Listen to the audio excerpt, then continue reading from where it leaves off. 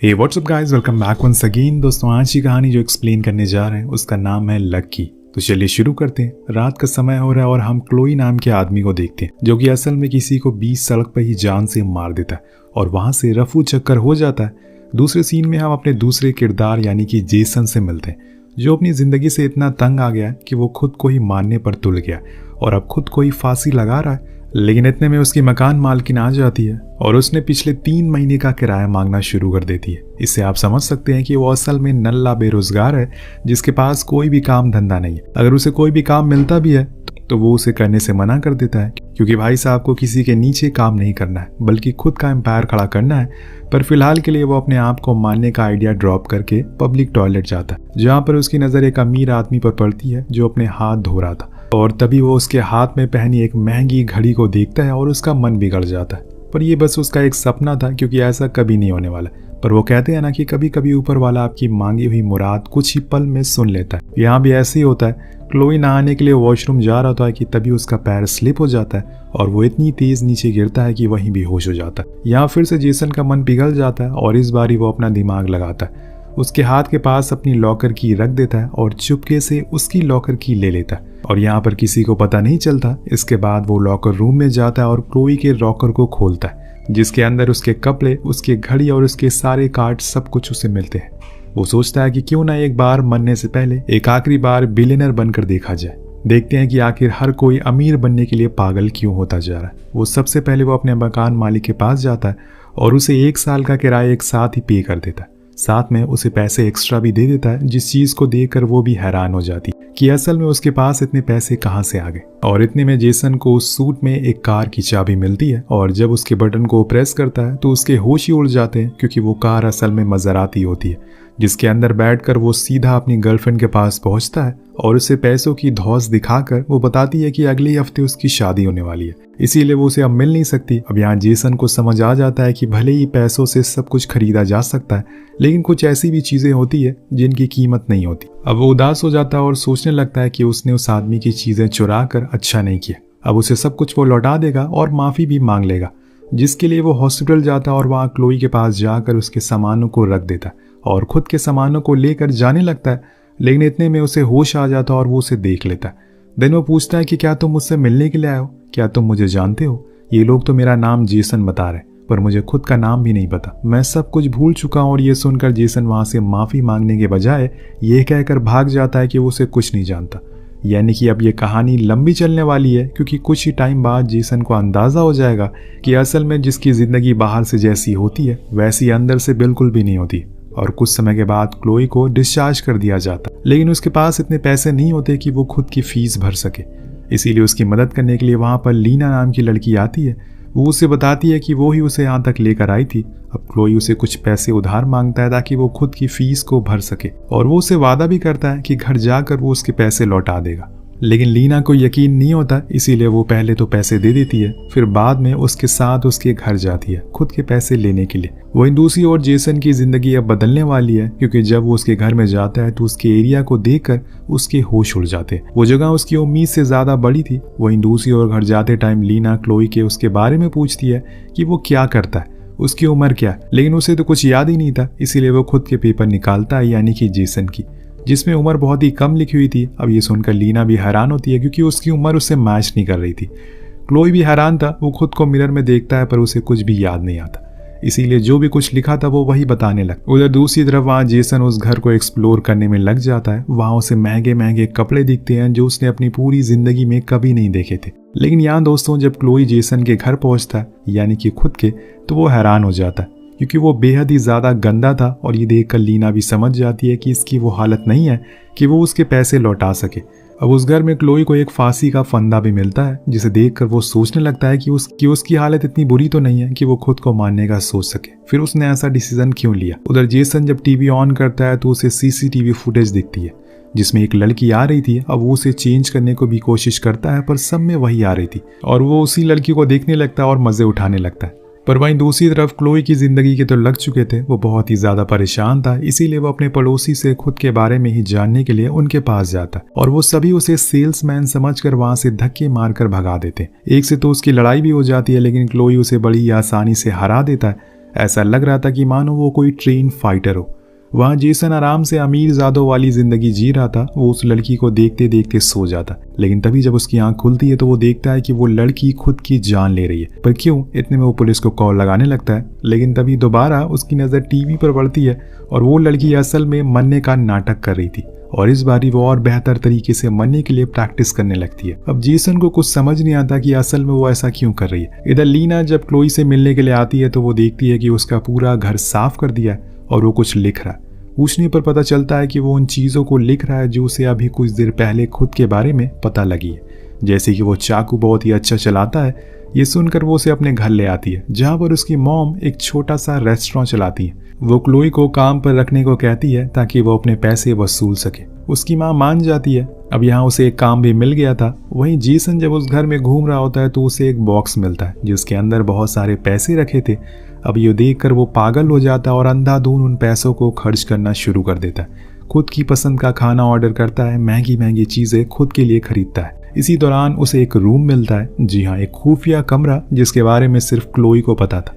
वो ही यहाँ पर आया करता था सिर्फ क्योंकि उस रूम में तरह तरह के हथियार, चाकू रखे हुए थे और साथ में बहुत सारे नकली पासपोर्ट भी मिलते।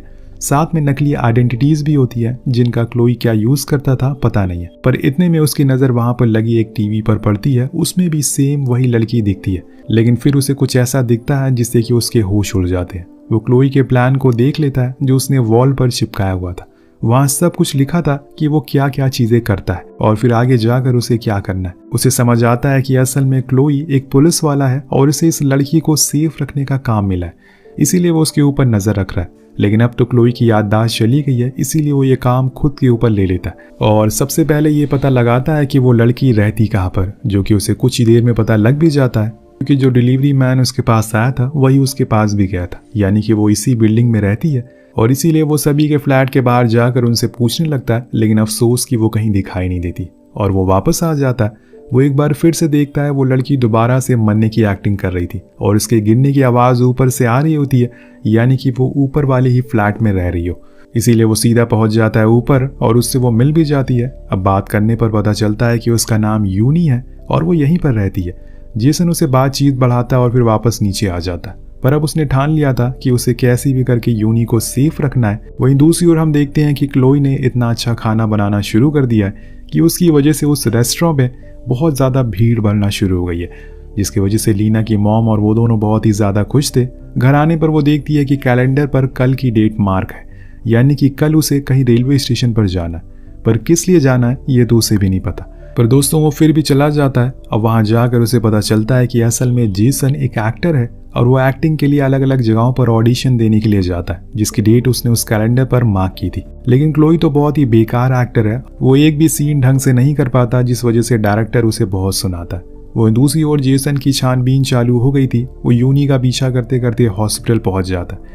वहाँ वो देखता है कि उसका पीछा तो पहले से कोई और कर रहा है, जिसे यूनी बहुत डर जाती है। पर इतने में जेसन आकर उसे पकड़ लेता है और वहां से लेकर उसे भाग जाता है। वहीं दूसरी ओर जब काम खत्म हो जाता है तो पैसे लेते टाइम क्लोई कुछ और जानकारी इकट्ठा करता है अपने बारे में, यानी कि जेसन के बारे में, जिसमें उसे पता चलता है कि उसके डैड यहीं पास में ही रहते। अब उनसे वो मिलने के लिए जाता है और वहां जाकर उसे पता चलता है कि उसके डैड एक बार्बर है और वो बिना कुछ बताए जाकर उनकी शॉप पर बैठ जाता है। फिर वहां उनकी बातें सुनने लगता है, जिससे उसे अंदाजा हो गया था कि जेसन के डैड का सपना है कि आगे जाकर वो एक बड़ा एक्टर बने और उनका नाम रोशन करे। ये सुनकर क्लोई सोचने लगता है कि इतने में उसके डैड कहते हैं कि मुझे यकीन है कि उनका बेटा एक दिन बहुत बड़ा आदमी बनेगा और एक अच्छा एक्टर भी। फिर क्या था, उनकी बातें क्लोई के दिल पर ऐसी लगती है कि वो वापस घर आने पर अपने काम पर लग जाता है और साथ में अपनी एक्टिंग पर भी मेहनत करना शुरू कर देता है। वो खुद को फिट रखने की पूरी कोशिश करता है, जितने भी उसकी मिस्टेक थी उन्हें वो ठीक करने में लग जाता है और प्रॉपर एक प्लान बनाता है जिसमें उसे किस किस टाइम पर क्या करना है सब कुछ सीखता है। कुछ दिन ऐसे बीत जाते हैं और फिर एक दिन हम यूनी को देर रात बाहर जाते हुए देखते हैं। जेसन भी यही चीज़ देख लेता है। वो चुपके से उसे देखता रहता है, लेकिन बहुत देर वेट करने के बाद वहाँ कोई नहीं आता, इसीलिए यूनी वापस घर आ जाती। उसे लगा कि शायद वो आज आने वाला है, वो अगले वेंसडे को आएगा, लेकिन कौन आने वाला था ये तो हमें भी नहीं पता होता। वहीं कड़ी मेहनत करने के बाद फिलहाल क्लोई को एक कॉल आती है जो कि एक्शन सीन करने की होती है। वो तैयार था पर वो अपने कैरेक्टर में इतना घुस जाता है कि वो हीरो के भी सीन को खुद कर लेता है, जिसे देखकर डायरेक्टर काफ़ी इम्प्रेस होता है क्योंकि उसने ये काफ़ी अच्छे से किया था, इसीलिए वो एक अच्छा सा रोल उसे ऑफर करता है जो कि साइड एक्टर का था। अब वो उसे भी बहुत अच्छे से करता है जिसकी वजह से वो बहुत ही पॉपुलर होने लगा था, लोग उसे जानने लगे थे। लीना भी ये देखकर काफी खुश होती है क्योंकि अब क्लोई खुद के पैरों पर खड़ा हो रहा था। पर वहां तो कुछ और ही सीन चल रहा था। यूनी और जेसन दोनों एक दूसरे से बार बार टकरा रहे थे किसी मोड़ पर और जेसन उसे सेफ रखने की पूरी कोशिश करता है। अब एक दिन ऐसे ही यूनी उसे अपार्टमेंट के बाहर में मिलती है जहां पर उन दोनों के बीच में काफी बातें होती है। वहां जेसन उसे एक पजल भी गिफ्ट करता है जिसे सॉल्व करते करते कब वो दोनों एक दूसरे को पसंद करने लगते हैं उन्हें पता ही नहीं चलता। पर अभी रुकिए, ये कहानी यही खत्म होने वाली नहीं है। अब यहाँ से तो असली ट्विस्ट आने वाला है। एक दिन जब जेसन घर पर होता है तो वहां उसे एक फोन पर किसी का कॉल आता है। जब वो क्लोई बनकर उसे उठाता है तो उसे फिर मिलने के लिए जाता है, तो फिर उसे मिलने के लिए बुलाया जाता है। अब वो काला चश्मा लगाकर वहां पहुंचता है। वहां उसे कुछ ऐसी बातें जानने को मिलती है जो उसे हैरान कर देती है। उसके सामने वाला इंसान बोलता है कि तुम्हें अभी तक यूनी को मारा क्यों नहीं? अगर तुमसे ये नहीं हो रहा है तो हम किसी और को हायर कर लेंगे। ये सुनकर जेसन के तो होश ही उड़ जाते हैं। उसे समझ आ गया था कि क्लोई कोई पुलिस वाला नहीं बल्कि एक सीरियल किलर है जिसे यूनी को मारने का कॉन्ट्रैक्ट मिला है। इसीलिए वो उसके प्लान को समझने के लिए उसे पते पर जाता है, उसका पीछा करने लगता है। लेकिन क्लोई उसे देख लेता है, पर उसे लगता है कि शायद ये उसका कोई फैन है, इसीलिए वो उसे ऑटोग्राफ देकर वहां से चला जाता है और जेसन का पोपट हो जाता। अब जैसे जैसे दिन बीत रहे थे क्लोई की पॉपुलैरिटी बढ़ती जा रही थी। वो सभी का फेवरेट होता जा रहा था, लेकिन उसके अंदर एक कमी थी, वो रोमांटिक सीन को पूरा नहीं कर पाता था। उसमें बहुत ही बेकार था, इसीलिए जब वो ऐसे किसी सीन को परफॉर्म करता था तो सही से शूट नहीं कर पाता था। इस चीज को वो लीना के साथ भी शेयर करता है, तो वो उससे फ्लर्ट ही करने लगती है और उसे सही से रोमांस करके बताती है। जिसके बाद फिर क्या था, अगले दिन क्लोई उस सीन को इतने बढ़िया तरीके से पूरा करता है कि डायरेक्टर कट ही बोलना भूल जाता है। अब 2 दिन बाद वेंसडे का दिन आ जाता है, वो दिन जब यूनी को फिर से किसी का इंतजार करना था। वो फिर से बाहर जाकर खड़ी हो जाती है, लेकिन इस बारी वहां पर जेसन आता है और उसे कहता है कि तुम जिसका इंतजार कर रही हो वो कभी नहीं आएगा, और अगर वो आ भी गया तो तुम्हारी जान के लिए मुसीबत बन जाएगा। यहाँ वो उसे झूठ बोलता है कि मैं एक पुलिस वाला हूँ, इसीलिए तुम्हें मेरे पर भरोसा करना होगा, मैं जैसा कहूँ वैसा करना होगा। यूनी पहले से ही उसे पसंद करती थी और ये जानकर वो उसे और पसंद करने लगता है, जिसके बाद दोनों गले लग जाते हैं। इसी बीच हम किसी को उनकी फोटोज क्लिक करते हुए देखते हैं। फिर उन फोटोज को हम एक बंदे के टैब में देखते हैं। दरअसल वो इन लोगों का बॉस है, और जब उसे पता चलता है कि अभी तक यूनी को मारा नहीं गया है तो वो बहुत ही ज़्यादा गुस्सा होता है और कहता है कि किसी और को हायर करो और जल्द से जल्द यूनी और उसके बॉयफ्रेंड दोनों को ख़त्म कर दो। अब उसके लोग सभी किलर को मैसेज कर देते हैं, लेकिन यहाँ पर क्लोई का नेटवर्क इतना बड़ा था कि वो सबसे पहले मैसेज उसके पास पहुँचता है ताकि वो सभी को अपना शिकार बना सके।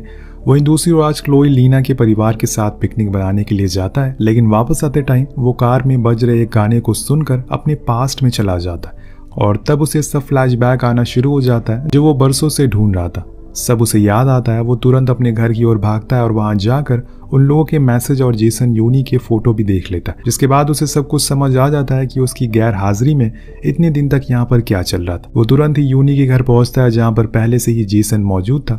वो क्लोई को मारने लगता है, लेकिन उसके सामने वो कहाँ टिकने वाला था, इसीलिए वो यूनी से कहता है कि तुम यहाँ से चली जाओ। लेकिन यूनी तो बहुत ही अजीब बिहेव कर रही थी, जैसे उसे कुछ खतरा ही नहीं है, जैसे कि वो उसे बहुत पहले से जानती हो। तब क्लोई कहता है कि अब जेसन को भी मारने की धमकी मिल चुकी है, इसीलिए बेहतर है कि यहाँ से भाग जाओ। पर जेसन को कुछ समझ नहीं आता कि असल में क्या चल रहा है। तब यहाँ पर क्लोई इस पूरी कहानी का पर्दा हटाता है कि हाँ, मैं एक सीरियल किलर हूँ, लेकिन मैं किसी को मारता नहीं हूँ, बल्कि उन लोगों से कॉन्ट्रैक्ट लेने के बाद उस मारने वाले इंसान से मिलता हूँ और उसे ये सब बताता हूँ, जिसके बाद उसे मैं एक दिन बुलाकर फेक डेथ का नाटक करता हूँ और कहता हूँ कि उसे इस देश से भागना है ताकि उन लोगों को लगे कि मैंने उसे मार दिया, जिसके बाद मुझे पैसे मिल जाते जिससे कि मैं उस आदमी के साथ आधे आधे शेयर कर लेता हूँ। सेम यही चीज़ मैं यूनी के साथ भी करने वाला था और उससे पहले ही मेरी याददाश्त चली गई। पर तुम दोनों को यहाँ से जाना होगा। पर जेसन मना कर देता है और कहता है कि उसका तो कोई भी नहीं है, इसीलिए वो कहाँ जाए। तब क्लोई बताता है कि ऐसा नहीं है, तुम्हारे डैड तुम्हारी राह देख रहे हैं, उन्हें तुम्हें एक अच्छा एक्टर बनते हुए देखना है। अब यहाँ पर क्लोई एक और प्लान बनाता है इन दोनों को बचाने के लिए। उन लोगों को वो कॉल लगाता है और कहता है कि तुम्हारा काम कल हो जाएगा। फिर वो उन्हें समझाता है कि तुम्हें कल एक्टिंग करनी होगी, वो भी मरने की, बस इसे अच्छे से करना वरना हम तीनों ही मारे जाएंगे। नेक्स्ट डे क्लोई लीना से मिलने जाता है और उससे कहता है कि मैं अब यहाँ पर नहीं रहूंगा, मैं इस जगह को छोड़कर जा रहा हूँ। ये सुनकर लीना रोने लगती है क्योंकि उसे वो पसंद करने लगी थी, पर वो नहीं रुकता। लेकिन जाते टाइम वो एक चीज नोटिस करती है कि क्लोई बहुत ही महंगी कार में वापस लौट रहा है। अचानक से उसके पास इतने पैसे कहाँ से आ गए, इसीलिए वो उसका पीछा करती है। वहीं जेसन यूनी को लेकर आता है और उसे चाकू घोंप कर मारने की एक्टिंग करने लगता है। इतने में क्लोई भी आ जाता है और जेसन को मारना शुरू कर देता है। ऊपर बैठे वो लोग ये सब देख रहे होते हैं और सोचते हैं कि चलो अच्छा है, दोनों किलर मर जाएंगे। लेकिन तभी वहां पर एंट्री होती है लीना की, जो पूरा खेल खराब कर देती है। क्लोई उसे किनारे ले जाता और यहाँ से जाने को कहता है, पर वो तो जाने का नाम ही नहीं ले रही थी। अगर ऐसे ही ज्यादा देर तक चलता रहा तो उन्हें इन पर शक हो जाएगा। इसीलिए यूनी एक बटन को प्रेस करती है जिससे कि कंटेनर आकर उनके ऊपर गिरता है और उन सभी लोगों को लगता है कि वो मारे गए। इसीलिए वो वहां से चले जाते हैं, लेकिन असल में ये बस एक प्रैंक था। उनके जाने के बाद वो सब खड़े हो जाते हैं और यहाँ क्लोई लीना को सब कुछ बता देता है, अपनी एज भी। तब उसे याद आता है कि आज उसकी फिल्म का आखिरी सीन है, इसीलिए वो उसे लेकर वहां जाती है। लेकिन वहां क्लोई एक्टिंग को छोड़कर खुद की दिल की बात बोलने लगता है, जिसे लीना समझ जाती है और उसे एक्सेप्ट कर लेती है। इधर जेसन और यूनी एक दूसरे से गले मिलते हैं और साथ आ जाते हैं। यहाँ से अब 2 साल हम आगे बढ़ते हैं, जहाँ पर हमें बताया जाता है कि क्लोई ने अब एक्टिंग को ही अपना लिया है और उसे एक फिल्म भी ऑफर हुई है जिसमें जेसन उसके अपोजिट है। लेकिन क्या आपको पता है कि उस कहानी का नाम क्या है? लक्की, जो कि यही कहानी है। और इसी के साथ इस कहानी का अंत हो जाता है। आपको कहानी कैसे लगी नीचे कमेंट करके जरूर बताएगा। मिलते हैं अगले वीडियो में। Peace out.